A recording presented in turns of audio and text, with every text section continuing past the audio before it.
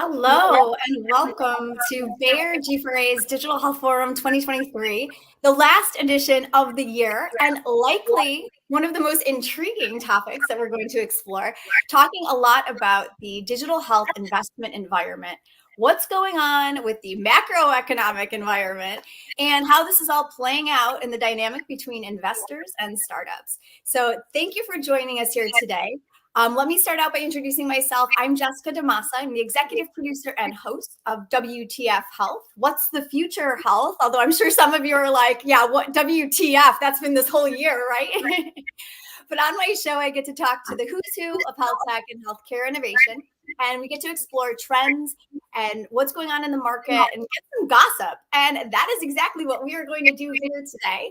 And joining me, I have two investors who are really, let's call them legends in digital health. So they have graciously agreed to let us pick their brains here today. So please join me in welcoming from Seven Wire Ventures, we have Robert Garber. And from Rock Health, we have Bill Evans. Thanks, you guys. Great to see you. Thanks, Jess. Good to see you. Thank you, Jess. I'm not sure how to. You said there's two investors who are legends. I just don't know who the other. Bill, come on. All right, well, let's start. Thanks for the humility. Let's start out with that, right? I love it. I love it. Okay, well, you guys are really legendary in this space, and your ability to, understand what's going on from the digital health perspective is really, I think, second to none. And so we are going to pick your brain about all things going on in this economic downturn and what it means for the digital health market. So I want to start out by talking big picture. Then I want to get into how, things are changing for you guys as investors and what you're doing in terms of evaluating investments and how you're, constructing your portfolio. And then we'll talk about some advice for those startups who are out there who are trying to either pivot or hang in there or maybe are doing great. But I'd like to get your take on all of that stuff. So let's jump in. All right, let's get started. I want to talk big picture and without dwelling on, what's been going on in 2023 too much. I was hoping we could start out in a quick way with 3 words that you guys feel summarize the investor digital health startup dynamic in 2023. What would you guys say? Bill, I'm going to start with you. Yeah, I'm just got 2 really challenging. Really challenging, yeah. And Robert, what would you add to that? I would say important, Darwinistic, and opportunistic. Okay, important, Darwinistic, and opportunistic, and really challenging. All right, let's see. Let's dive into this Darwinistic. I mean, because I feel like that kind of goes along with what Bill is saying here about really challenging. So as the environment has kind of become more challenging, it's in a survival of the fittest mode. Tell me a little bit about what you're seeing out there as far as that goes with digital health startups. We'll start there with the startup community. Talk to me about what you think is really challenging, Bill and Robert, what you feel like is the most Darwinistic, aspect of this. Robert, we'll start with you. Yeah, I mean, look, I've been doing this a long time, and we're seeing the typical hallmarks of a down cycle where there's consolidation, there's a renewed focus on fundamentals, ROI matters, customer traction matters, all the things that should always matter, but sometimes get pushed by the wayside when markets get exuberant as they were a few years ago. And so there's really just a rationing of the market going on right now, and rationalizing rather of the market right now, where people are going back to basics and saying we've got to build something of real value that simplistically somebody cares enough to pay me to do, right? Are you solving a problem that anybody cares enough to pay you to solve? Yeah. Bill, what would you add? Yeah, well said. I think about the world sometimes in 2x2 matrices because I can't keep much more in my head. And there's companies that get funded and don't get funded. That's sort of one axis. And the other is companies that are right now really well suited to be funded. And then the other is companies that aren't yet ready or not well suited. I think in the prior environment, there were companies in that quadrant that got funded that might not have yet been ready or maybe weren't well suited to venture funding as a source. And this is an environment where there's we're being more discriminating, more careful. The rationing that Robert just mentioned is driving some careful thought. That doesn't mean, though, that the thing that I think no one that's participating in the investment market really wants to see is companies that are really well suited to receive funding miss out on funding when they need it. So in a downturn, that's also a risk. This 2x2 that's easier drawn than said. Next time we need to get you a whiteboard, Bill, Yeah, so you right. can draw it for us. But I mean, when you guys say that, I mean, it doesn't sound like this is necessarily a bad thing. It's kind of like when I'm listening to what both of you are saying, it's like my immediate feeling is like, well, this is kind of pulling us back down to earth from where we were, during the pandemic when things were getting, valuations were getting a little bit wonky, money was flowing in from everywhere. The pool of investors that were driving funding into the space was getting, quite big and filled with a lot of investors that really weren't familiar with healthcare or the long cycles that it takes to get a healthcare startup up and running. I want to ask you guys now what you're seeing in terms of how that's starting to change. And so what are you noticing about, specifically in that group of investors that help kind of push things up during the pandemic, now that we've kind of come back down to, earth a little bit? Who are you seeing in that pool of investors that, are still there or that were there but are gone? How has the pool of investors in digital health changed since 2020, 2021? I mean, I've heard others say the tourists have left the building, but I think what we've seen more substantially is just a renewed focus on those who really understand the complexities of the healthcare market. Mm-hmm. This is not for the meek, right? If I always say early stage venture is a get rich slow business, early stage healthcare venture is the get rich really, really slow business. And so it's important to be partnering with people who understand how the ecosystem works. And it's a co-op model, not a disintermediation model. And by that, I mean, at least for the foreseeable future, we need doctors, we need medicines, we need insurance companies. We may not like them, but they're there, and that incumbency isn't going away anytime soon. So we need to figure out how to work with them, right? As opposed in the tech markets where people have been very effective at disintermediating big markets, it's difficult to do that in healthcare. And so what we've seen is two things happen. One, subject matter experts that understand the market are persevering. And two, a lot of the later stage money from growth equity and private equity that had come down market seems to have retreated back to sort of their core focus. That's not to say that the generalists aren't still playing in healthcare, but they've retreated quite a bit. Yeah, and I'll chime in. Robert, you're spot on. So, I mean, part of the Rock Health engine is to generate some market data and insight, and a lot of it we publish. One of the things that we've seen over the last 10 years is that healthcare has about twofold the rate of corporate venture as by dollar volume participation when compared with everything outside of healthcare. So about twice as much corporate money, strategic investment goes into venture-backed startups in healthcare. That supports everything you just said. And the other thing that's interesting right now, and our data is still kind of getting crunched, but a little bit of a preview maybe for our year-end report, the amount of money coming from corporate right now in 2023 is about double what it was prior. So I don't know what it is relative to outside venture. Maybe that means it's fourfold. But there's been a visible retreat in the data from the generalists who we saw very visibly coming in. So I think that's absolutely right. The only other thing I'll add to that is that it's like, well, what's not there, right? So if that money pulled back, what were they investing in before that they're not investing in now is a worthwhile sort of exercise. It looks very much like it's what you'd expect. Later stage companies that were beginning to accelerate were the first to receive these typically really large rounds of investment. And then towards the end of the last bit of the cycle, those generals pushed earlier and earlier. And so that's visible in the data as well. And that's what's not present today in the market. So there's a lot more to say about that.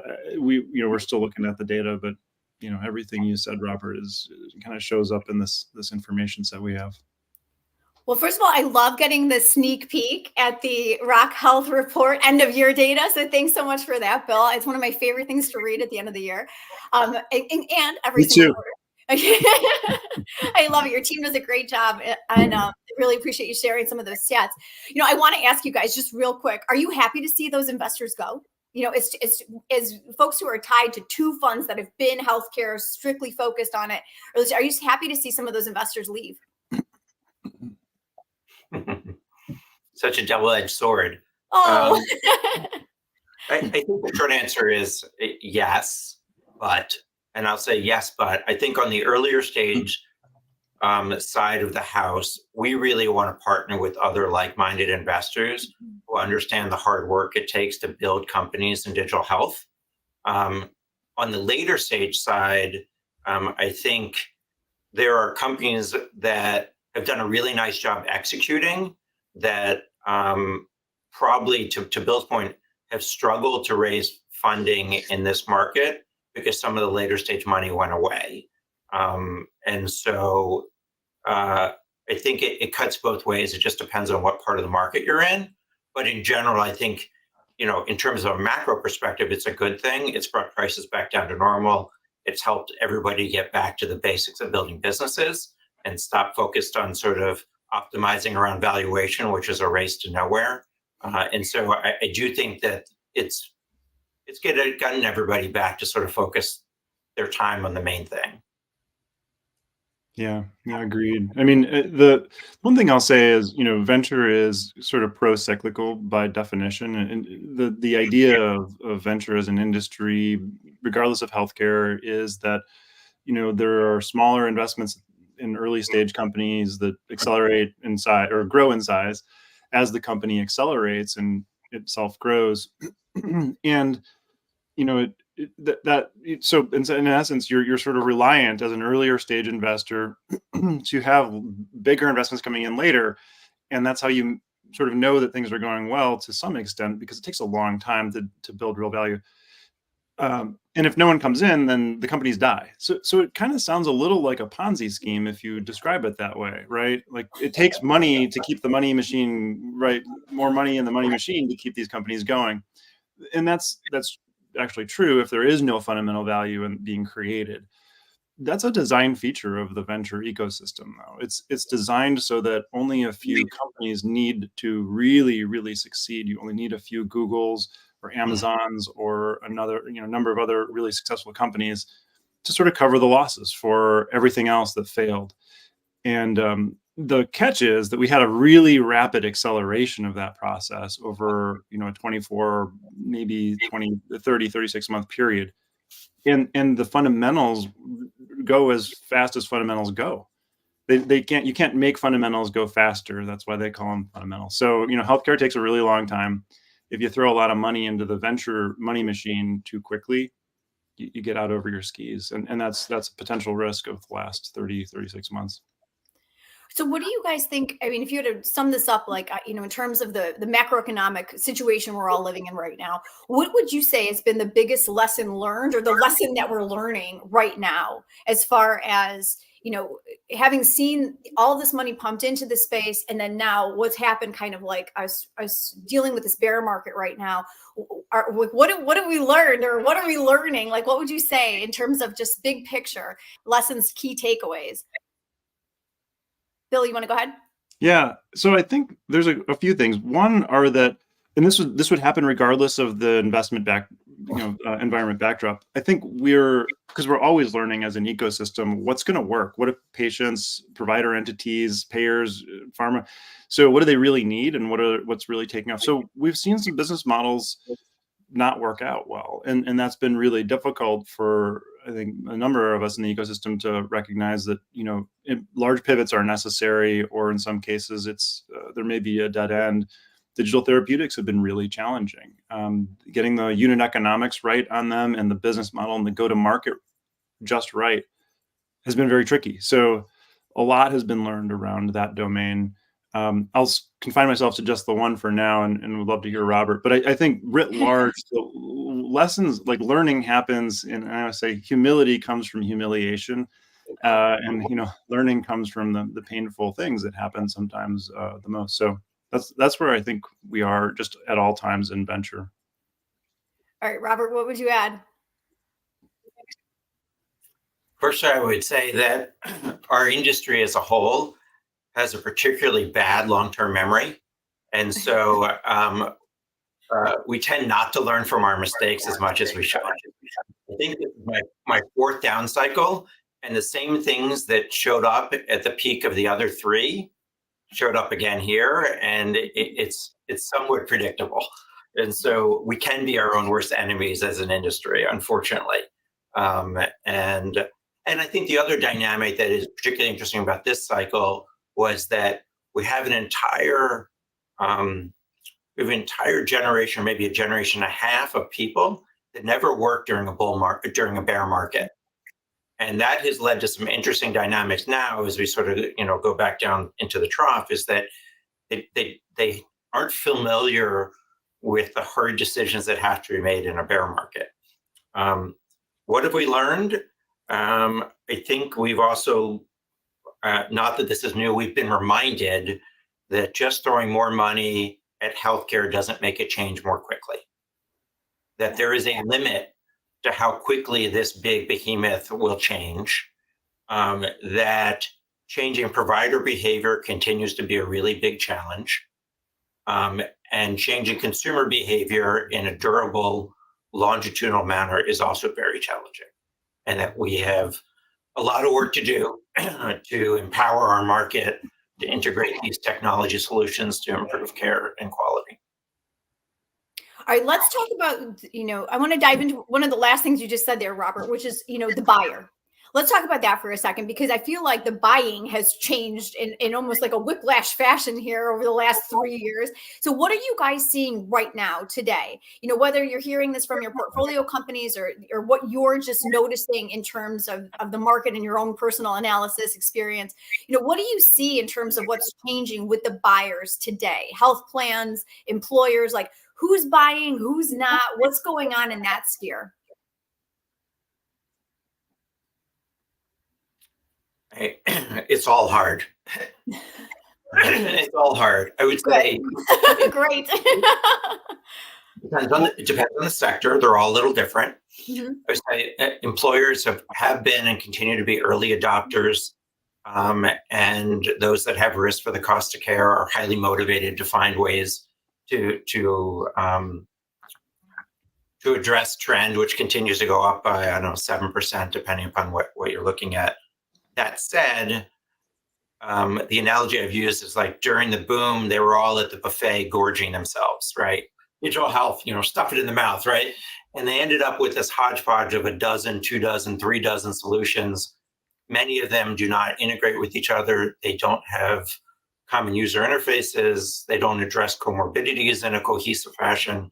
And there's just a bunch of reconciliation going on. And everybody's talked about this as a version of point solutions. I don't know if it's a version of point solutions as much as trying to take a more holistic approach to employee health, and what are the sets of tools that we need to do that. And so it's unfortunate because those are the early adopters. The payers have always been the later adopters and the most, I would say, data-driven and skeptical. And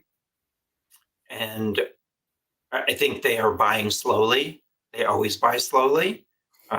But again, like they have the same issues. They have risk for their commercial populations, and they're just being incredibly diligent around the actuarial data around claims and ROI. Pharma seems to be buying a little bit, mostly around some sort of thing, something tied to clinical trials or drug discovery. And then anybody who sprinkles AI on it, gets a certain amount of like pixie dust. I'm not particularly swayed by that, but I know others. This is like, I feel like AI now is what blockchain was like 4 years ago. Like I've got this blockchain solution now. It's like I have an AI solution. Bill, what would you say? What are your views on who's buying or who's not buying, or how the buying behavior has changed today? Yeah, one of the things we learned from so Rock Health Capital sits alongside Rock Health Advisory. It's a strategy consultancy that serves the big companies of the world, payers, providers, pharma, non-healthcare, on their strategy. And starting in mid 22, what that firm's principles kind of shared with me were that CFOs were pulling back on all kinds of spending because they were on recession watch. So going into the C-suite offices and kind of going, hey, what are your problems right now? What do you need to work on? What do you want help with? The answer starting then was, look, there's going to be a recession. We've got a lot of strategic needs in the near term, but we're not looking for brand new stuff that's 5 years out right now. And that trickled into our portfolio. And founders within a few months were saying kind of the same thing on Rock Health Capital side. So what's not clear is, are we still on recession watch or not? Like, I lost track of that. I read the Wall Street Journal or whatever. I don't actually. I read Google News. But I can't tell anymore. So the magic 8 ball isn't really turning up clear answers on what's going to happen with the economy. And I think there is a mix of behaviors right now that's sort of at a macro level informing. Now, within healthcare, providers are kind of the most stressed group as a class. But there are some entities that are doing extraordinarily well, that have navigated the pandemic and come out of it stronger for a variety of individual reasons, who are still really pushing forward and innovating. So it's on the one hand, providers are a little tougher to sell to. On the other hand, there's some great partners to work with right now.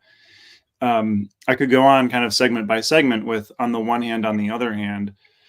What I think is most important, so to the question of, what about commercial motion today, it's kind of the same as always. And that's that you want to sell something that people want to buy. And I know that sounds tautological, but it's hard to convince a buyer to buy something that they don't already want to buy. It creates a barrier and the requirement for a lot of activation energy.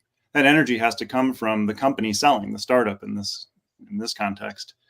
Startups don't have a lot of energy, right? They have only whatever capital they have on their cap table, the salesmanship in an early company of the CEO and whatever, she's able or he's able to do. So you want to be able to sell to folks who are ready to buy. You want the market to be moving in your direction. And today that signal is that's defining because, and Robert said it really nice, so there's like a smorgasbord mentality before.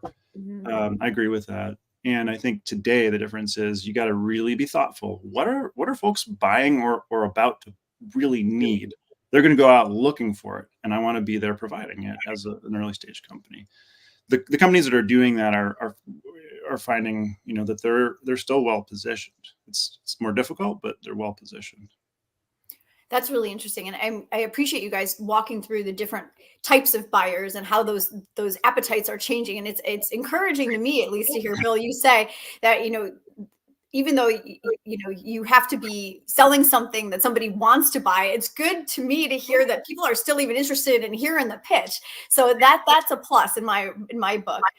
Let's talk a little bit about how your jobs have changed and what you guys are up to now. Give us the investor perspective and, speak from your experience. Obviously, you guys are doing great.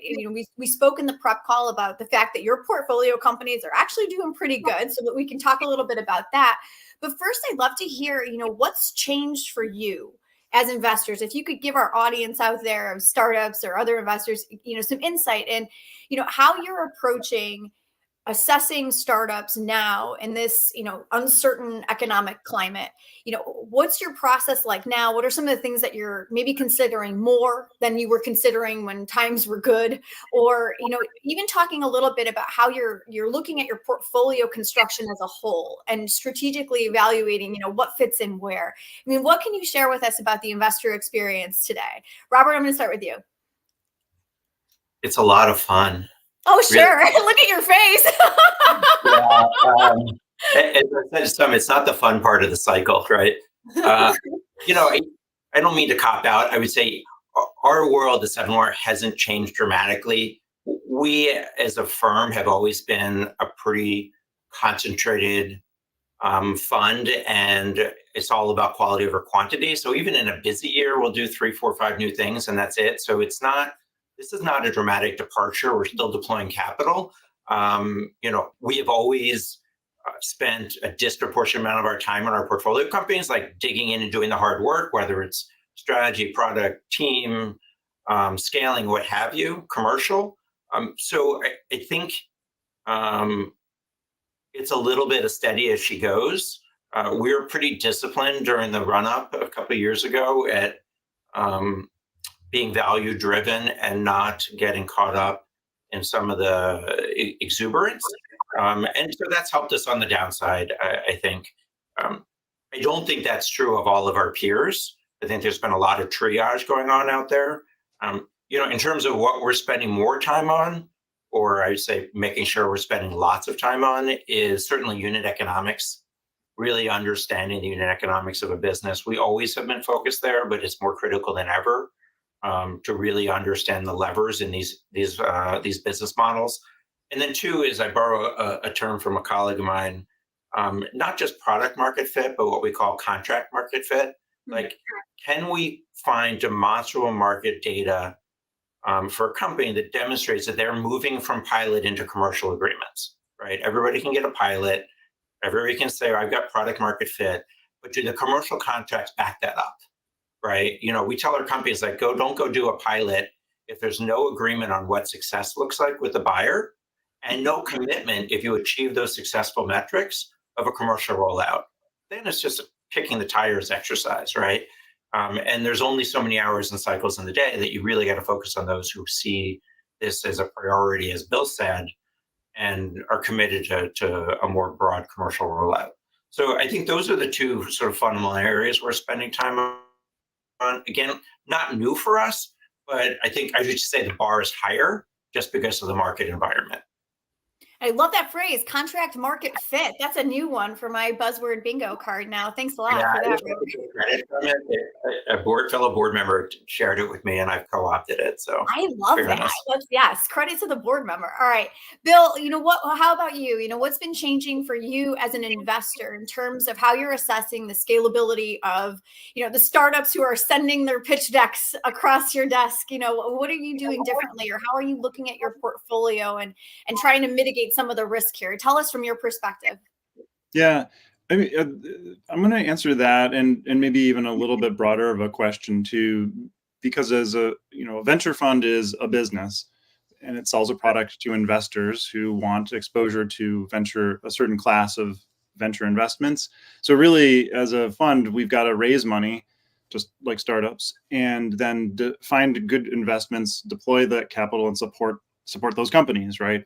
And ultimately sell those assets to realize a return. If you do all those things, and you do them well, then you're running a venture fund. So I point that out because we closed our most recent fund in June, and your question to me is actually at the most personal level. What's changed is that we were fundraising in an incredibly challenging fundraising environment alongside a lot of early stage companies, and we're not anymore, which is a massive weight lifted off anyone trying to fundraise in this environment. I want to say a few words about that because environmentally, I think this matters to early stage companies, sort of knowing a bit about what the funds themselves are doing and how they're approaching their fundraising or not. So what we learned after we closed our fund, kind of as the data has flowed in the last few months, through PitchBook and CapIQ and some others, is in terms of Rockwell. So we've raised 2 funds, and you have to be, I think, 4 funds or more to be considered not an emerging manager any longer. So among emerging managers, 3 funds, which is kind of a lot. Half the capital was raised in the last year and a half than was raised at the previous low watermark of any year in the past for venture funds. So in other words, the low watermark prior to now was twice as much money as small funds that do seed and pre-seed, less than $250 million funds, basically $300 million funds, had ever raised. This was by far the worst environment to raise a new fund in. And I say that because, for regardless of sector, but certainly this is applicable to healthcare, there is a shift in the amount of capital available, new capital, and it matters. Existing fund versus new fresh capital, who you're raising from will make things different, and how they approach the market will be a bit different. But there's less fresh capital available in the last 18 months than there has been at any point for early stage, at least in the last couple of decades. It's not clear how that's going to affect the market just yet. That's sort of emerging as a new piece of information, but it I would expect means that it's going to be tougher to raise earlier stage capital. It's not going to be a lot easier unless there are new sources that enter, and that can happen. This is a competitive marketplace, so things are changing. And how we approach that fundraise in light of the challenges, getting that weight lifted off is a big thing. The other thing I'll just say, to Robert's point as well, is we have an approach. We have a certain set of beliefs, many of them borne out through experience as having been, in some cases very successful. We haven't seen reason to question those beliefs and that approach to the market. And they're very simple. It's that by being structured in who we invest in, but also really disciplined in how we bring them support, and through the Rock Health platform is the answer to how we do that. That's how you generate outsized outcomes. And that's working for us. We believe it takes a long time to see the results in venture, but we aren't changing the way we do things as a result. Robert, did you want to weigh in on anything that Bill said? Because if I'm thinking back, 7Wire closed a fund like a year ago, right? Wasn't it about a year? October, actually. October. This year. I'm sorry. I like it. Congrats. Yeah, congrats. Way to go. It was a slog. Was it awesome? Okay. No, you know what? Like, look, as Bill said, we have a story. We have an investment thesis wrapped around consumer-driven health. We have a supportive group of LPs, and we've had some success. And so, we had the right ingredients. I would just say, the denominator effect, as people have called it, is real. People ended up way over allocated in alternative assets, and alternative assets is more than just venture. It's private equity, hedge, oil and gas, real estate. So that whole category, but particularly in PE venture, they ended up way over allocated. And so that's led to a pretty big slingshot back around allocations that have just cut available capital for not just emerging funds, but all funds. I mean, we've seen even some of the big funds raising smaller pots of money just because of, LPs sort of reeling in their commitments. So yeah, challenging environment. And I agree with Bill, like, this is one of the more difficult ones I've seen in the 25 years I've done it to raise capital, especially if you're not sort of an institutional marquee. Yeah. Well, yeah. I mean, this denominator, yeah, the denominator effect thing is quite real. And you just called to mind an example. We were still talking to, a number of LPs who passed and said, we really want to be involved, but not right now. And one of the data points, I had a recent catch-up conversation where they reminded me that simply due to the contraction in valuation of their other parts of their portfolio, their allocation to PE venture as a class went from 10% to 18%. And their target is 10. And they had put a little bit more money in. They'd been quite disciplined, but mostly the denominator effect almost doubled their exposure as a percentage of assets to the class that, you and I, Robert, are target investments. So it's like they're out of the market for a couple of years. They got to wait for things to realize and other assets to kind of equalize. It's not even my fault that I can in that one, right? So this is a very real thing for startups going to funds who are, in turn going to LPs with this dynamic in the background. No, absolutely. And I'm glad you guys brought that up. Robert, go ahead. Yeah, I would just say one last thing to Bill's final point there. I mean, the one thing that's exacerbating this is really challenging capital markets and the lack of liquidity, right? Like, so you go to them, and even if they want to make LPs want to make new commitments, they're counting on some distributions from us. And when the capital markets and the stock markets are doing what they're doing and interest rates are doing what they're doing, it creates a very challenging market for us to generate liquidity for them. And healthcare is typically difficult to generate liquidity, right? I mean, like more so than like a regular tech kind of company. There's a longer path to an exit. We can talk about that a little bit. And I want to, but before we move on from this, I think what's interesting is the parallel that your experience raising your funds can offer in terms of startups who are trying to raise money. So let's get some advice there from you guys. You know, I mean, like you've just dealt with this. So what kind of advice would you offer to the startups that are out there that are still trying to raise right now? Like, what would you tell them to do, knowing that it was difficult for even the investors like yourself that they're going to raise funds? You know, what's your word of advice? Be brutally honest and very candid about what you're great at and where you don't play and what you're not seeking to be great at and why. Be differentiated. The only way for a Rock Health and a 7Wire and any other fund to invest is the same, or to attract investment. It's the same as for any company. Be really clear about why you're different and creating a unique opportunity. That's frankly, I think, a lot harder for a venture fund to do, but it's incumbent, right? Be clear about what your product does and why that's going to really support the goals of the person across the table. And finally, if it's not a fit, move on. There's a lot of fish in the sea, and sales is a numbers game at the end of the day, and fundraising is a form of sales. So really just move quickly to the folks that are likely to be a good fit, and be good at, spend your time and energy refining the finding of folks who are going to be a great fit, and cultivating deeper relationships there, as opposed to working really hard on that, one gal or one guy who's like, you just want them to close, but they just won't, can't get there, right? That could take just a lot of energy. You.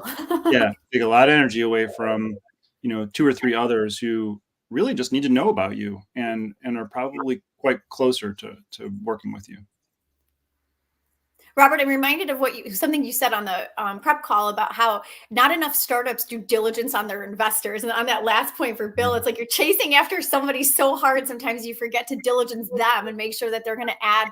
What else would be some of the points of advice that you would offer startups that are raising right now in terms of what they should be doing when it comes to, looking at, especially when things are hard like they have been, and there might be a level of like, well, I really need the money. Like, how do startups make a good decision about who to pursue in terms of investment?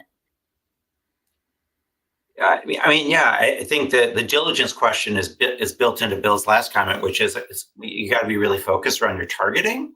The number of pitches, I do about 3,000 or 4,000 deals a year, and the number of times I get things that clearly don't meet our investment thesis. Clearly, the entrepreneur hasn't done any research, hasn't created an argument for why this might be a good fit for us. It just shows a lack of preparation, and it wastes the entrepreneur's time, right? Like, I don't want to waste my time, and I don't want them to waste their time. And I'm shocked at the number of people who don't even go through that basic screening to say, all right, I've got a laundry list of 100 contacts. And Bill's right, there's a numbers game associated with it. But here are the 5 that I think would be a great fit and why. And not just do I want to understand the metrics of a business and the fundamentals, but also like, why is this a good fit for us? And has the entrepreneur given thought to why it would be a good fit for us? Very little thought goes into that. People don't even research our portfolio.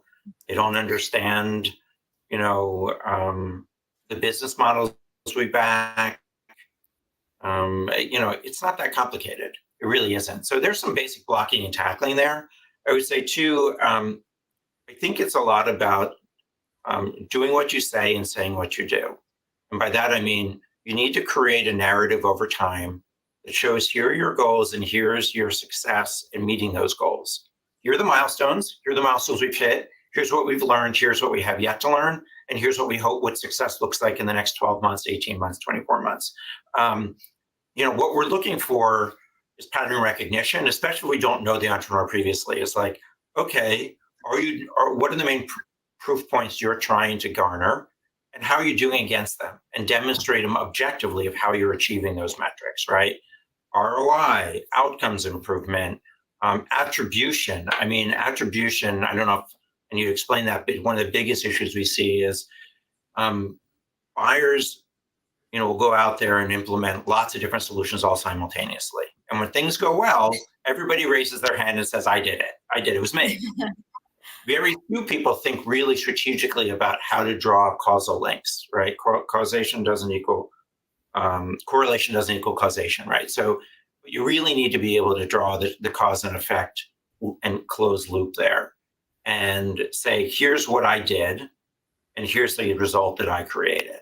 And in the absence of that, it's very, very hard for investors to tease out the differentiation, the value creation, the ROI, the unit economics. Like it's pretty fundamental.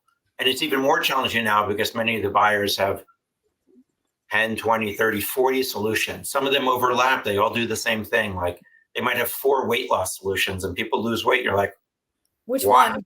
Yeah. Right. Maybe none of them. Maybe the person took a GLP-1 and the rest of it didn't matter. Right. So I think it's really important to demonstrate a narrative, a credible narrative of achievement, even if it's in little bite-sized pieces, and then tie that to the capital you need, right? Like it's not realistic to say we've got these 3 proof points, but we need these 8 more, but we want $20 million, and that's what it's going to take.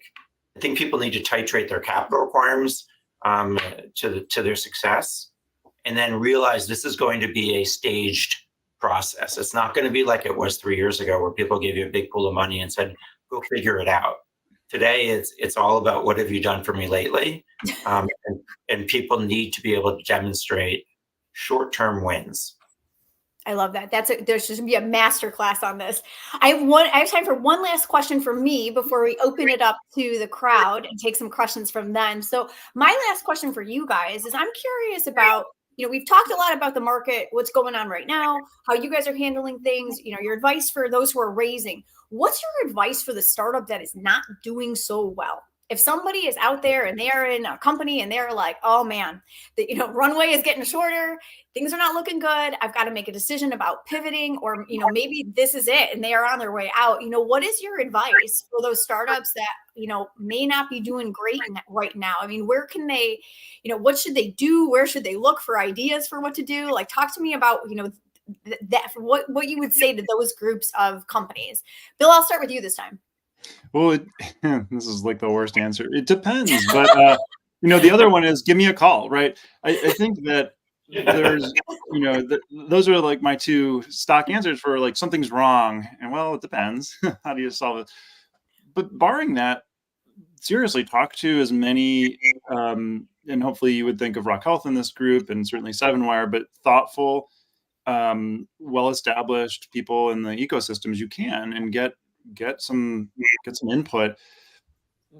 The right move is probably there. So there's always a best move to take in any situation for you personally and for your business. But the defaults, which are go raise more money or quit, aren't necessarily the only answers, right? And what I'll just say is like there's a false dichotomy usually behind this question. Hey, we're really stuck, we need more money, or we're really stuck, I guess we have to go out of business.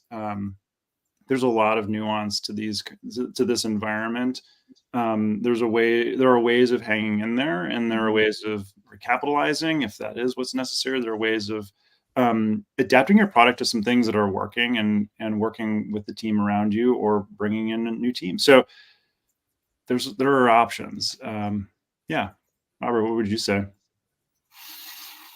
I like this ways of hanging in there. Maybe we can dig into that. What are some ways of hanging in there? Oh, one last thing I'll just say. Someone asked me yesterday, there's an entrepreneur who texted me and said, hey, I want to know, can you share with me a reasonable growth of early stage startup over 5 years to get to $1 million or more in ARR? And I texted him back and I said, that's a great question. Let's talk really quick. Call me. I'm free in a half hour. But what we talked about was, one thing I said to him was, and Benchling has shared this in our portfolio, they took upwards of 5 years to get to their first $1 million in ARR.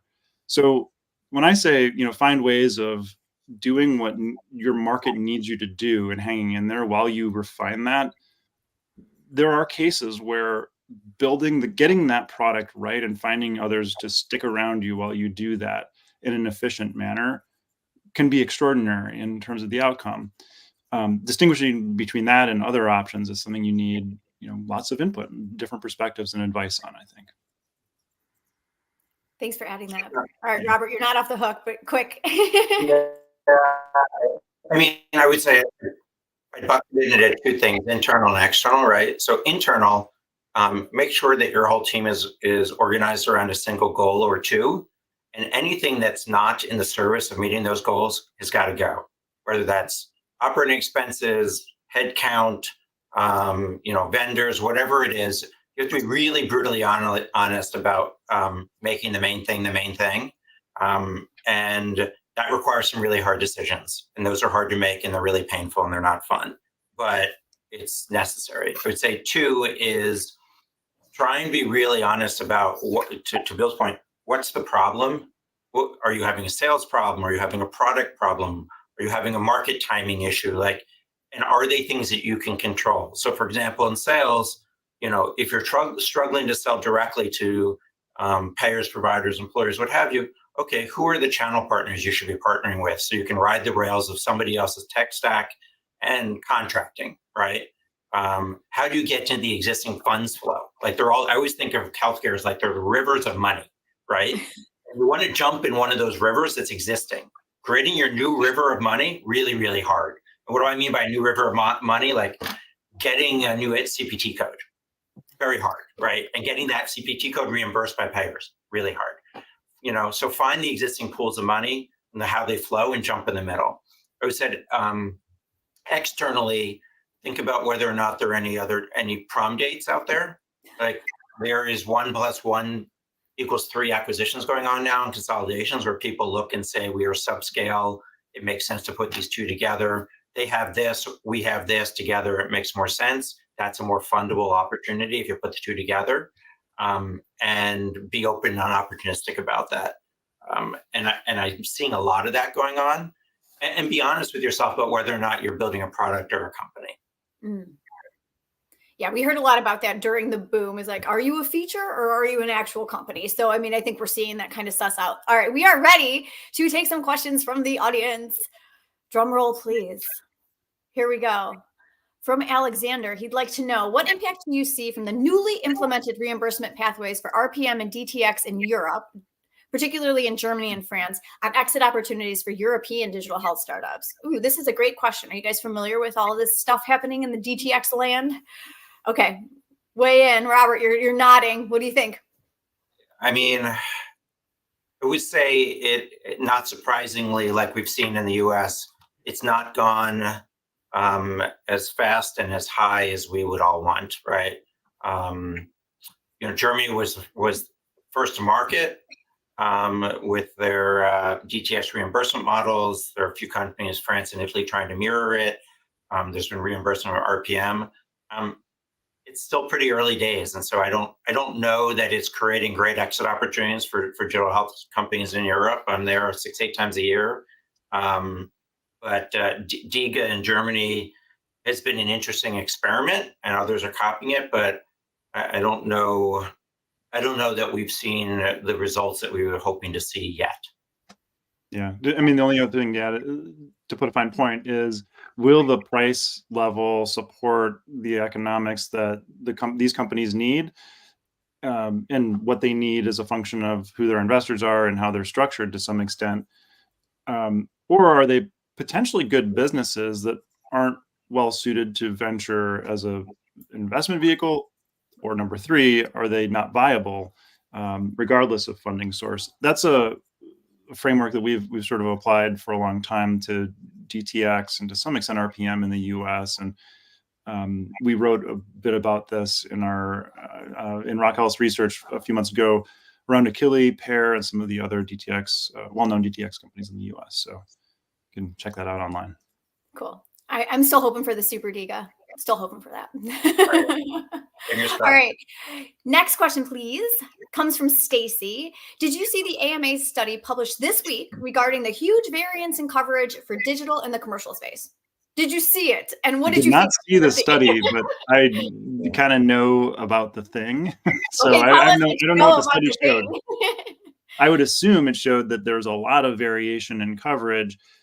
And part of this is, and I'm actually really intrigued to look at the study now. How do you define digital health? Oh, don't start and this, Phil. Not again. so to what extent are we comparing apples and apples across coverage, payer coverage and formulary for different types of benefits and different payers? But what we've seen in our portfolio over the years is that, payer reimbursement starts with nobody, right? So Omada incubated in Rock Health's offices over a decade ago, and payers didn't believe that ones and zeros could create clinical or, from their point of view, economic outcomes at all. So zero coverage was the answer, buzz off. And over time, the overwhelming mountains of evidence that Omada, other companies like Virta in our portfolio, Livongo, and famously in SevenWire's portfolio presented to payers, coverage began, but it was uneven. Eventually, it kind of converges around something. So it depends on the domain, and it depends on how long the ecosystem has been at it. That's my take on the variability, which is still quite high, depending on what the intervention is, how long it's been out there in the market, and and other factors. Robert, do you want to add anything to that? Do you also want to get? I just think we're seeing the natural. Digital health again? No, but I will say in 5 years there won't exist, so we'll go there another time. We're just seeing the typical behavior of payers, that in commercial populations where they have risk, they're very conservative about adding reimbursement for new interventions. Employers are a totally different animal, but this is pretty typical behavior. And there's even some retrenching because they all drank from the fire hose during COVID and put a lot of things in the domain of covered benefits. And now there's sort of some retrenching and pulling back about, okay, let's look at these and see if any of them actually deliver the desired outcomes. Yeah, retrenching and even insourcing is the other kind of new trend as well. And payers is sort of, well, hey, we had a great partner, but you know what? And this is valid, I think, logically at least valid, that, hey, as a payer, we have data, we understand how to process it, and we know what interventions ought to work. We can stand this up ourselves as a rational progression of that thinking. There is a bit of a trend around that right now as well. So I think that plays into the answer to this question about coverage to some greater or lesser extent. All right, we've got 3 minutes left, so I'd like to do 2 lightning round questions, one from the crowd and then one from me to end it, okay? So last question from the crowd, please. All right, from Yingji, I think. I'm sorry if I'm mispronouncing your name. Hello, her question is, in light of the increasing integration of AI in the healthcare industry, curious about its impact on investment decisions. To what extent is AI technology being leveraged by investors for the selection and support of digital health startups? Oh, that's interesting. Quick answer from you guys. Are you guys using AI to help it decide what to invest in? Not yet, but I actually just saw a company this week that is doing that. I'm trying to remember the name of it. It began with a D something, but that's starting to do it. So we are not.